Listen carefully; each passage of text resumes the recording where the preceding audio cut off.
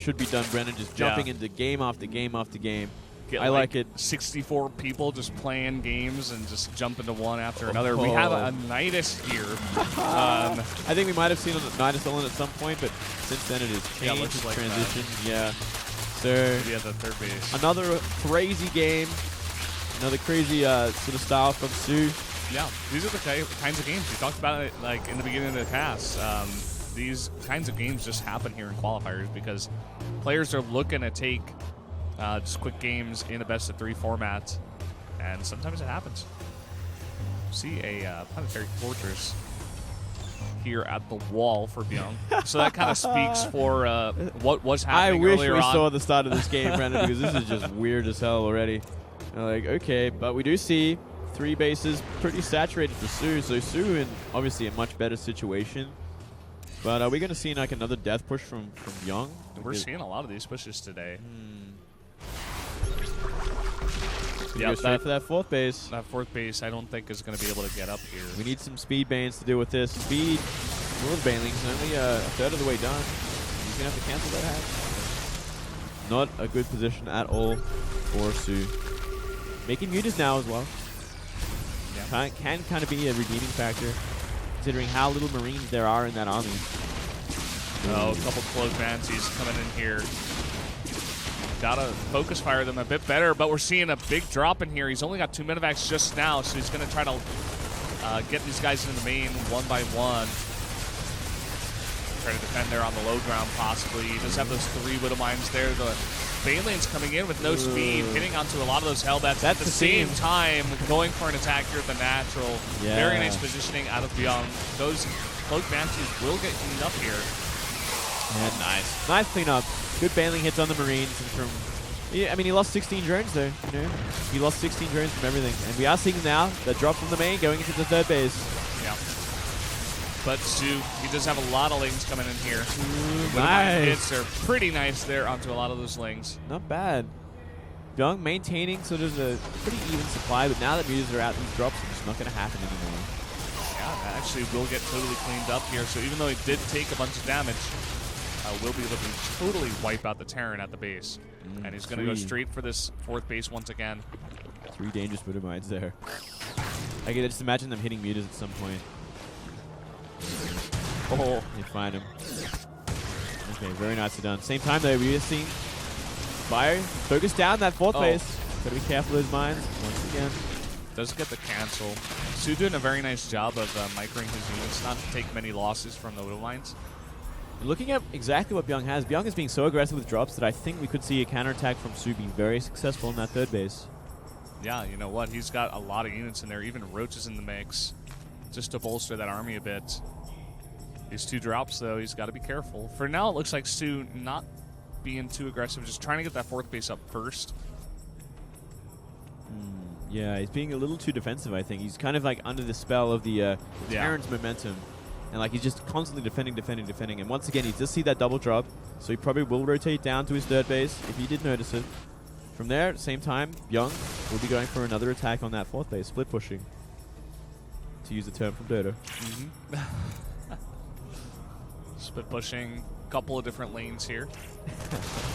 And so far, just trying to bait out the units of soO as far away from that 3rd base as possible, as he does move in with a couple of drops there. Oh, it's like he might have found the drop just in time. Is he focusing? Oh, he wasn't focusing. So he should be able to clean this up with the Mutalisk, though. He's going to trade quite a few same time on that 3rd base. He's taking a lot of damage here, man. That's what 2 medevacs can do. Yeah, that's what 2 Marines can do, man. Exactly, that's true as well. And he does cancel that 5th base as well. Yeah, so I mean, better than the 3rd taking damage, granted that, and he does keep that 4th base alive. Very nicely done. Kind of resetting his meter count just a little too far, I think. He has 11 meters now, but he shouldn't have really lost that many. Yeah, no reason to fight. I feel like you may just want to go for the medevacs there, but once all those Marines drop out, you got the medevacs healing. It's not the greatest fight to take. Rotas just don't die to Banelings, man. It doesn't happen. Oh, did you notice? There's more than enough mutas to deal with what's in those medivacs now. That's a bit of a dangerous drop there for Bbyong. Yeah, well, I mean, what else are you going to do when they're completely caught out? He should be going for that 7th and 8th gas, unless he is going to go for a very, very aggressive sort of 4-base style, falling meter Bane. Though, I mean, 3-3 is almost finished for Bbyong. It's going to make things a whole lot harder for soO. And 2-2 just finishing for ground units here for soO. Ooh, very nice on Burrow there. And trying to get those shots with the middle mines onto the mutas, but soO did see it, and he's just going to back off and defend there. Baneling's rolling on it. Nice. And now coming in for the cleanup here. Medevac's not quite healing there, so we'll be able to clean up the ground units there. Yeah, we're seeing about a 30 supply lead for soO, but I mean, soO is up against upgraded winter mines and 3-3 bio. This is such a hard fight to have. Like, you do have the economic upgrade, you do have the production advantage. Your mutas are not with the rest of your army though, which is going to be a big problem, especially against winter mines. Wiping out this team, it's nicely done. Yeah. Bbyong just keeping some winter mines out on the map, just to try to catch some people. Ooh. Oh, with that Burrow upgrade, yeah. do as much damage as possible here, but not quite. Oh, man, these mutas all get caught out there, not paying attention to soO. Oh, that's the power of the winter mines once they're upgraded. And I mean, when you have +3 Marines, things are going to get wiped out so quickly. We have to see, I think we have to see soO go into that tier 3 now. He cannot afford to just sit on Link Bane meter anymore, especially when you have no meter. Ooh, luckily doesn't hit. And here we go. He's looking for something, but he cannot take this fight. Not on the ramp like this. It can just be too cost inefficient. He's going to try to go for it. Really nice on Burrow there from Bbyong. Wow. The Widowmine shots are really good, but is there enough in the back here? These units are very heavily upgraded. Keep that in mind, but still there's a lot of Zerg on the map here. He is able to clean that up, but again, at the same time, a drop here at the 4th phase will be able to take out the hatchery, it looks like. Yeah, it looks like guaranteed he's going to wipe out this hatchery. And that trade was perfect for Bbyong as well. You know, it was essentially, I think he definitely got the better deal of it. It was pretty even in the end of things. They did probably wipe out each other with just a little bit more Zerg remaining, but Zerg was up a lot of supply in the beginning. We are seeing Thor's added as well. Regardless, I mean, Thor's are going to do great against tanking Ling and Bane. There isn't that many meter left to deal with. He has rebuilt quite a few, picking off some mines, but the longer soO stays in this inefficient sort of composition, the worse it's going to be. Though he has really caught out Bbyong in this situation. Yeah, Bbyong not all together with this army. Decent hit there on the Banelings, nice targeting there, but again, is cleaned up here. And he's going to have to run away with a lot of those medevacs. You know, a lot of his supply is actually in some of those medevacs. He's got 10. Yeah. And only Marines here. When you have that many medevacs with 3 Marine, granted these Banelings do still work pretty well. We did see Banelings hit that Thor a little too much, and there's enough Marines maybe.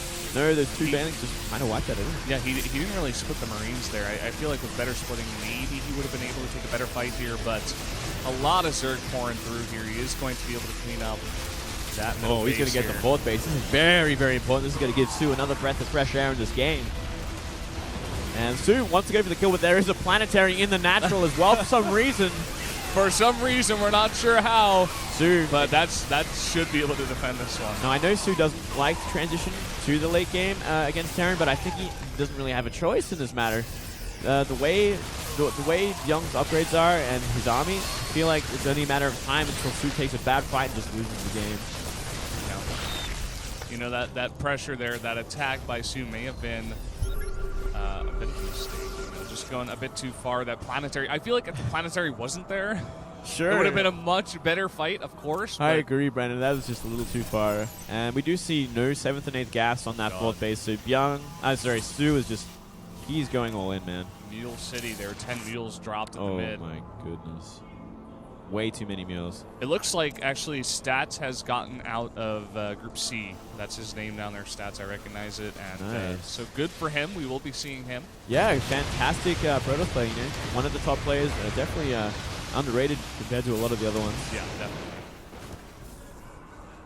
Here we go again. Bbyong moving across the map.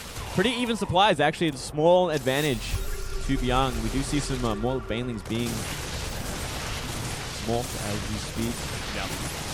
He needs good splits out here, and I feel like he will have him. Those Marauders in the front, not taking much damage. There are a ton of mutas actually here for the follow-up. If he can take out that Thor, Again, a lot of medevacs in the back here with a decent amount of Marines, but is it enough? That's the question. We do have a lot of follow-up here, actually, with the reinforcements, and that will make it enough. And, man, that's a really strong push. It looks like Bbyong might be able to take out this base once again. I think so. He's going to solidify a one-base lead from this point. Does have that staging point in the middle of the map now. Granted, it's not a planetary, it is an orbital, but this is just too much cost efficiency from the Terran. When you have this many medivacs and 3 and 3, what are you going to do with 2-2 and meters? It's like nothing. Yeah, that was just a follow-up there by Bbyong. He knew it too. I mean, he knows that soO is not transition at this point. No 3-3. And now he's only got mutas left over. He's making a bunch of lings here, but Byung's got such a nice position. Even the Thor in the back here to deal with those mutas. Yeah, and from here, I mean, great pushing across the map, 60 supply up, upgrades up, composition better. Everything is just perfect for Bbyong, and it's just about soO leaving the game. Yeah. And this is why they say that these cutthroats, these qualifiers are so cutthroat, because you play against these amazing players in the final stages, and sometimes you just get knocked out by someone like Bbyong. GG, yeah. You don't get to go on. There's so way too many